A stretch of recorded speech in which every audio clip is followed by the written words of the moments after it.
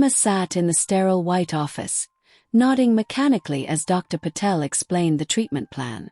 Chemo, side effects, survival rates. His voice became distant, drowned out by the deafening thought pounding in her head. I have cancer. Jason sat beside her, his hand stiffly placed on her knee. Supportive in appearance, but Emma knew better. He hadn't asked a single question, hadn't even looked at her. That night he barely spoke. The next morning he was gone before she woke up. When her first chemo session arrived, Emma clung to the illusion that he would step up, that he would be the partner she had spent 12 years believing he could be. He did not. Jason drove her to the hospital in silence, scrolled through his phone in the waiting room, and sighed impatiently when the nurse said it would take a few hours. Halfway through, he muttered something about grabbing lunch and never came back. She sat alone, a needle in her arm, poison dripping into her veins, while strangers around her whispered words of encouragement to loved ones who actually cared. By the time she got home, she knew. The house was quiet, too quiet. His things were gone. A single sheet of paper sat on the dining table, scrawled in Jason's lazy, impersonal handwriting. I didn't sign up for this. I need to live my life. Nothing else. No apology. No regret. She should have been surprised, but instead she laughed. Dry, hollow sound. Then she checked their bank accounts. 0. Every shared account drained. Every savings plan emptied. Jason wasn't just leaving. He had made sure to take everything with him. Emma set down her phone, her hands steady despite the storm raging inside her. This was the man she had built a life with. This was the man she had once loved. She stared at the blank wall ahead, the weight of betrayal settling in. Jason thought he was free. He thought she was too weak to fight back. He was wrong. Emma learned 2 things in the days that followed. 1. Chemotherapy was brutal. 2. Betrayal was worse. The sickness came in waves. Nausea, fatigue, pain so deep it felt like her bones were dissolving. Some days she couldn't get out of bed. Others, she forced herself to function, fueled only by rage and stubbornness. Jason never called, never checked in, as if she had simply ceased to exist. She saw pictures of him through mutual friends. Sun-kissed, grinning, wrapped around Vanessa, a 25-year-old Instagram influencer who had once flirted with him at a work event. While Emma was curled over the toilet, vomiting bile, Jason was on a yacht. When Mia showed up at her door, it was the first time Emma had let herself cry. Mia, who had been her best friend since college. Mia, who didn't ask how are you, 'cause she already knew. She simply marched in, set down a box of pastries and said, "Tell me everything." Emma did. Mia listened, her face growing stormy with every word. When Emma finished, Mia leaned back, crossed her arms and exhaled. Well, that son of a bitch just made the biggest mistake of his life. Emma let out a dry laugh. I'm not sure he cares. He will. A knock at the door interrupted them. Ethan stood there, impeccably dressed as always, legal pad in hand. I filed your emergency asset protection request, he said, stepping inside. But given that he emptied everything beforehand, we'll have to get creative. Emma blinked. Creative. Ethan's slow smile was something dangerous. Oh, sweetheart. Jason thinks he got away clean. Let's make sure he loses everything before you recover. Something inside her shifted. She had spent days feeling powerless. Weak. But now she had a plan. Jason thought he was untouchable. Emma let him believe it. Mia's research skills were ruthless. Within 2 days, she had Jason's new address, his ridiculous new lifestyle details, and a folder full of evidence that made Emma's stomach churn. You're not gonna like this, Mia said, tossing a stack of printed social media screenshots onto the coffee table. Emma picked up the first one. Jason and Vanessa, sprawled out on a yacht in Miami, sunglasses on, drinks in hand. The caption, "Living my best life with my soulmate." Emma flipped to the next one. Jason standing in front of a luxury condo, captioned, "New beginnings." Next, dinner at a 5-star restaurant, celebrating big moves. And the worst, Vanessa in a diamond bracelet Emma recognized. One Jason had once claimed he couldn't afford to buy for Emma's birthday. Her fingers clenched around the photo, but she didn't break. "He's using your money for all of this," Mia said, eyes burning with rage. "He took everything you built and ran off with some barely legal Barbie doll. What do you want to do about it?" Emma sat back, exhaled slowly. "We don't react." Mia frowned. "Excuse me. Jason expects me to lash out. He's probably waiting for some dramatic meltdown so he can call me bitter and move on. But if I stay quiet, if I play the victim, he'll think he's safe." She reached for her phone, opening up their last legal email thread. With deliberate slowness, she typed a short, meek response to his last message. "Jason, I don't have the strength to fight this.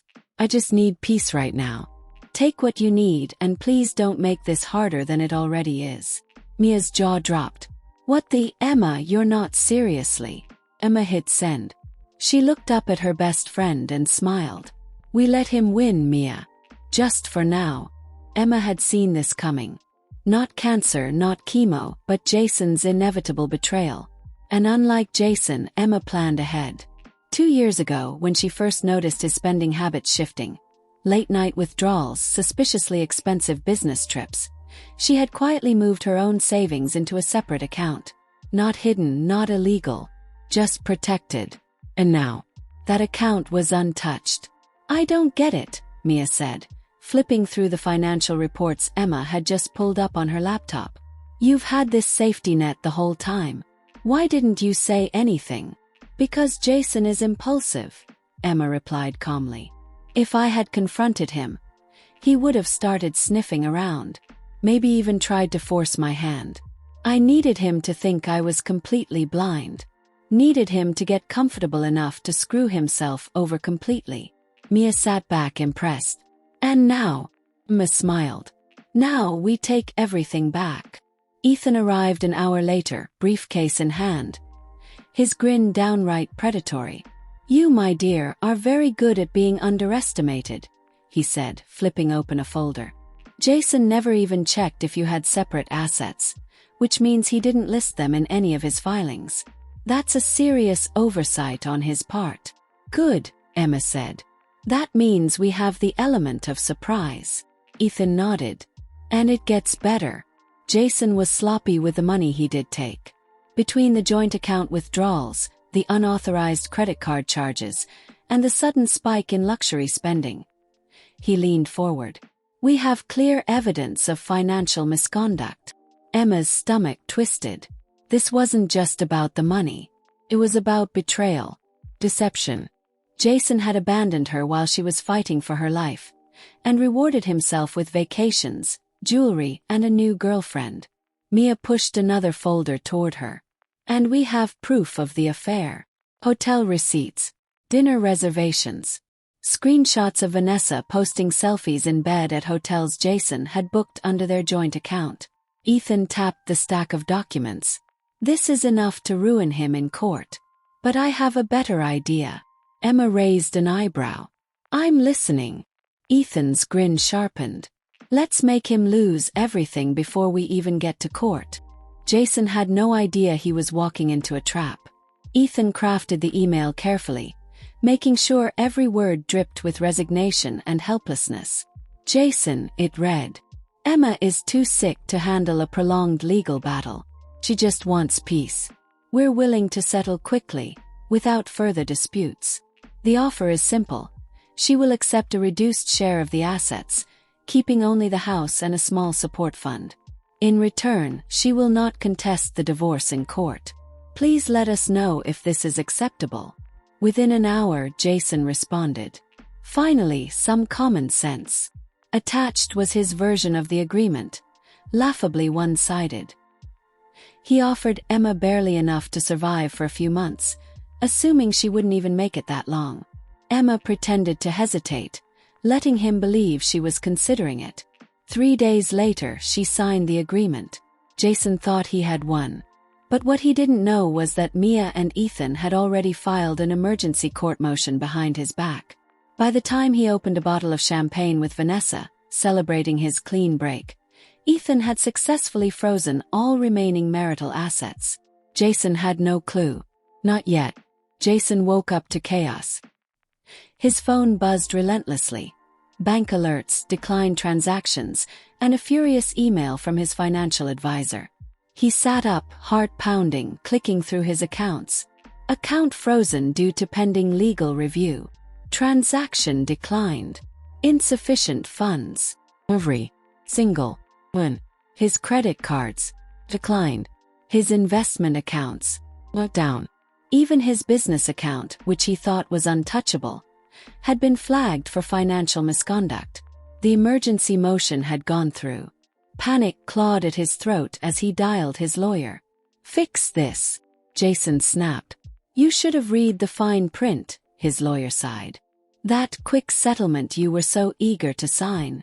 It left just enough legal loopholes for Emma's team to strike before you could move your money. You walked straight into it." Jason swore violently, his mind racing. Then another realization hit him. Vanessa. She had no idea about any of this. She had fallen for the Jason who bought her jewelry, paid for lavish vacations, and promised a life of luxury.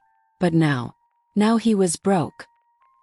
He grabbed his phone and dialed Emma, fury bubbling in his chest. She didn't answer. He tried again. Voicemail. His vision blurred with rage. Emma had set him up. And worse. She wasn't even pretending to care. He had underestimated her. And now he was ruined. Vanessa's first clue that something was wrong came when her credit card was declined at brunch. She frowned at the screen, flipping her hair over one shoulder as the waiter hovered uncomfortably. "That's weird," she muttered, trying another card. Declined. She looked up at Jason, who sat across from her in his perfectly tailored blazer, scrolling through his phone with a tense expression. "Babe, I think my cards." Yeah, just use mine," Jason muttered, barely glancing up. Except his card got declined too. For the first time in months, Vanessa felt a prickle of doubt. Jason had always been carefree with money. Expensive gifts, weekend getaways, luxurious dinners. He loved spoiling her. But now, he was checking his phone every 5 seconds, his jaw tight, his movements stiff. The second clue came that evening when they got home to the luxury condo Jason had bragged about leasing, only to find a past due notice slipped under the door. "What the hell is this?" Vanessa asked, holding up the paper. Jason snatched it from her hand, his face turning red. "Nothing. Just a mistake." Vanessa's stomach twisted. She wasn't an idiot. And when an anonymous email arrived later that night, her doubts solidified into certainty. Subject: "You deserve to know the truth." Message: "Ask Jason where the money really came from. Ask him why his wife's lawyer froze his assets. Ask him why you're about to lose everything." Attached were legal filings, court motions, evidence of fraud. Vanessa sat frozen, reading the words over and over. She wasn't Jason's future. She was his escape plan. And now she was his sinking ship. Jason still thought he had options. Even after Vanessa dumped him, even after his assets were locked down, even after he had to move out of the condo and into a sad little rental, he still believed he could salvage something. He filed for divorce on his terms, smugly assuming Emma was too weak to fight back.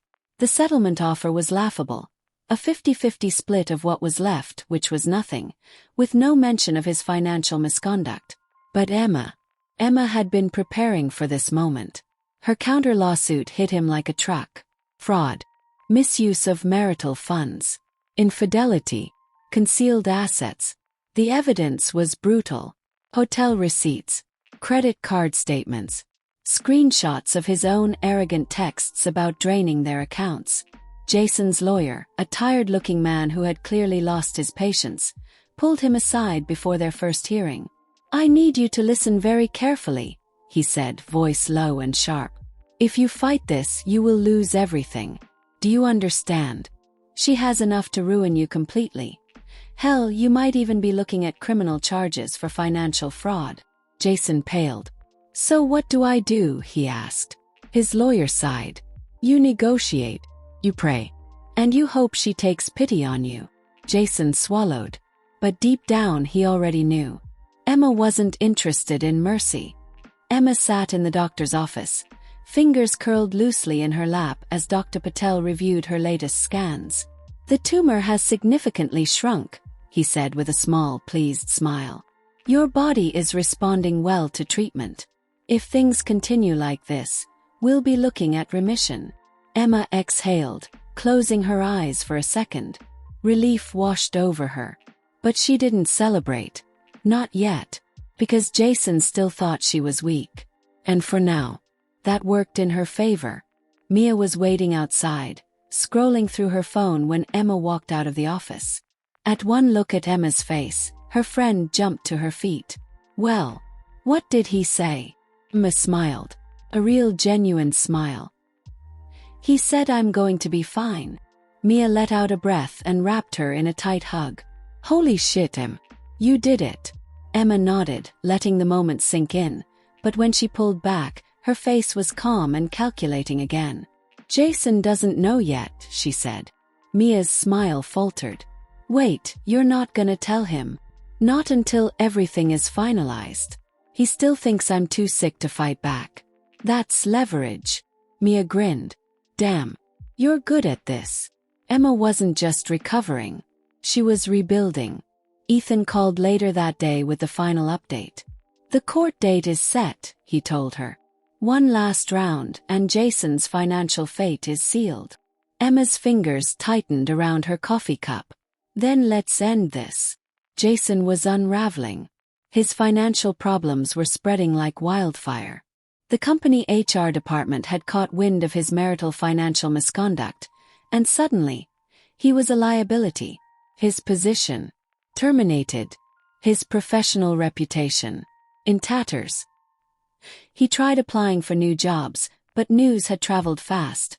No one wanted to hire a man with fraud allegations hanging over his head. Then Vanessa left.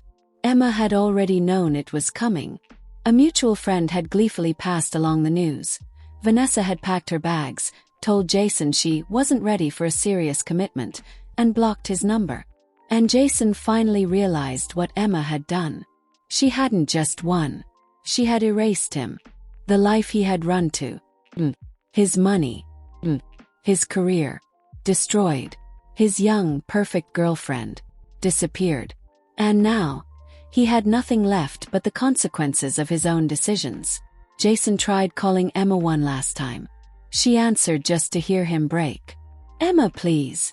His voice was thin, desperate. We don't have to do this in court. Can't we just talk? Emma took a slow sip of her tea, staring out the window at her new life. The one where Jason no longer existed. I don't think so, she said softly. Jason exhaled sharply. Come on. I made some mistakes, okay? But you don't have to. You left me for dead, Jason.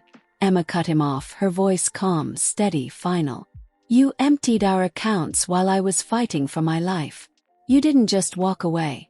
You made sure I had nothing. Silence. Then, in a smaller voice. I didn't think you'd make it. Emma let that sink in. He had bet against her survival. And he had lost everything. See you in court, Jason, she said. Then she hung up. For the first time in months, Jason realized. Emma wasn't just surviving. She was thriving. And for the first time ever, he was completely powerless. Jason looked wrecked. Gone was the cocky, well-dressed man who had smirked his way through their separation. Now he sat in the courtroom in a cheap, ill-fitting suit, dark circles under his eyes. Hands clenched into fists as he watched Emma take her seat. She, in contrast, looked stronger than ever. Dressed in a sleek black blazer and tailored trousers, Emma projected nothing but calm confidence. She didn't look like a woman who had been left to die. She looked like a woman who had already won. And Jason knew it. His lawyer, a frustrated, exasperated man who had clearly run out of patience, had already told him the odds. Your wife has irrefutable proof of financial misconduct, abandonment, and infidelity, the lawyer had muttered before the hearing. She's going to walk away with everything. You need to prepare yourself. Jason, as usual, had refused to listen. But now, as Emma's legal team dismantled him in front of the judge, the truth became undeniable. Ethan was relentless, presenting bank statements, credit card charges, screenshots of Jason's own text messages gloating about stealing their money.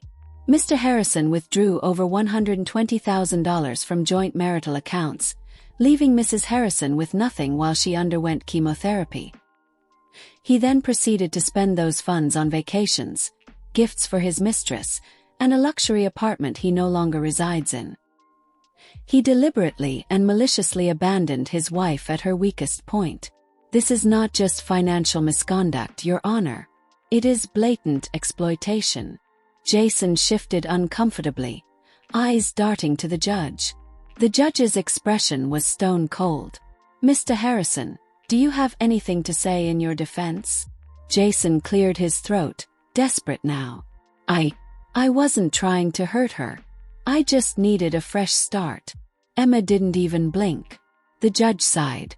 The law does not care about fresh starts, Mr. Harrison. What it cares about is justice. Then came the verdict. Emma kept everything. The house, her personal savings, her protected assets. Jason, left with nothing. And then the final punishment. Additionally, Mr. Harrison is ordered to repay the full amount withdrawn from the joint account. $120,000, plus legal fees. Jason's face drained of color. But the money's gone. The judge's expression didn't waver. Then I suggest you find a way to replace it. It was over. Jason had officially lost everything. Jason tried to fight back. He filed an appeal, desperate to claw back something from the wreckage of his life. The court denied it within a week. By then, news of his financial downfall had spread. His name was poison in professional circles. No company wanted to hire a man with fraud allegations and a divorce scandal trailing behind him. Vanessa had moved on to her next rich target, deleting every trace of Jason from her social media. His so-called friends. And Emma was thriving. The day the final appeal was denied, she sent Jason one last message. You left me when I was at my weakest. Now I'm stronger than ever. Enjoy what's left of your life. She didn't wait for a response. She blocked his number. Jason's world collapsed in slow motion. Unable to afford rent, he was forced to move back in with his parents, a 45-year-old man sleeping in his childhood bedroom, drowning in debt he could never repay. Emma, on the other hand, she was planning a trip to Europe to celebrate her remission and new life. The world had moved on without him. And that was the final blow. Emma had imagined this moment 100 times. Sitting in Dr. Patel's office, hands folded in her lap, waiting for the verdict that would decide the rest of her life. She had braced for the worst. Instead, she got the best news she could have hoped for. The scans look great, Dr. Patel said, smiling. No signs of active cancer. You're officially in remission. For the first time in months, Emma felt weightless. She had fought through chemo, betrayal, and heartbreak, and she had won.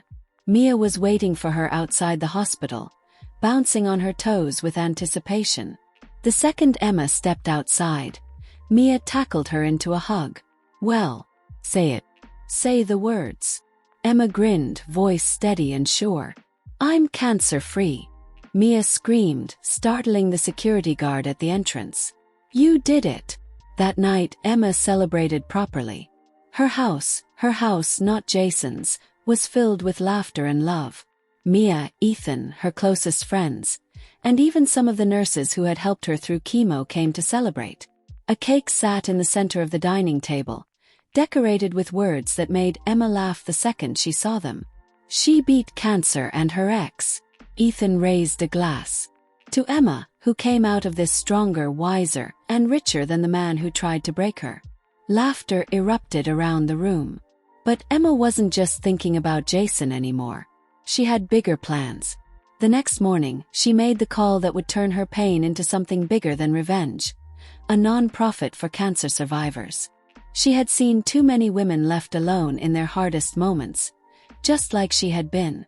Now she had the resources and the power to change that. Emma had survived. And now, she was going to help others do the same. Jason was just a bad memory now.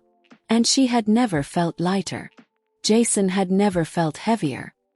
His downward spiral wasn't a sudden crash. It was a slow, humiliating unraveling. He had burned every bridge. The finance world wouldn't touch him. Too much bad press, too many whispers of fraud. The dating scene was even worse. Women Googled him, saw the scandal, saw the divorce, saw the mess. He tried younger women again, but none of them wanted a broke, washed-up has-been. Vanessa, gone without a trace. Emma, untouchable. Even his own family had grown tired of his excuses. "You did this to yourself, Jason." His mother sighed one night when he asked for another loan. "Maybe it's time you take responsibility." He had no money, no future, no one left to blame. Now he worked a low-paying job at a car rental agency, filling out paperwork for the kind of people he used to be. Every night, he returned to his childhood bedroom in his parents' house, where his mother still yelled at him to take out the trash. Jason had once had everything, and he threw it all away. The world had moved on, and he was stuck in place. The ocean stretched endlessly before her, waves rolling in soft, rhythmic crashes against the shore. The sun hung low in the sky, casting warm streaks of gold across the Bali coastline. Emma dug her toes into the sand, sipping on a fresh coconut, completely at peace. She had made it. Jason had thought he ruined her, that she would crumble without him. Instead, she had rebuilt herself from the ground up, stronger, smarter, and completely free. For the first time in years, her life was fully hers. The past few months had been a whirlwind. After securing her divorce victory, she threw herself into her nonprofit for cancer survivors, using her experiences to help others navigate the same pain she had endured. Then there was dating. Emma dipped a toe back into the waters of romance, but this time, she wasn't searching for validation or trying to prove her worth to a man. She was dating on her terms. There were nice dinners, late-night conversations, even a few first kisses that made her heart race. But she took her time, knowing she didn't need anyone to complete her. For the first time, she was enough. Tonight, she had one more milestone to cross. Dressed in a sleek black dress, Emma took the stage at a cancer survivor event, standing before a room filled with warriors like her, people who had faced death and come out the other side. "Survival isn't just about beating cancer," she said, her voice steady, confident. "It's about reclaiming your life. It's about refusing to let your pain define you. It's about knowing that no matter what tried to break you, you are still here."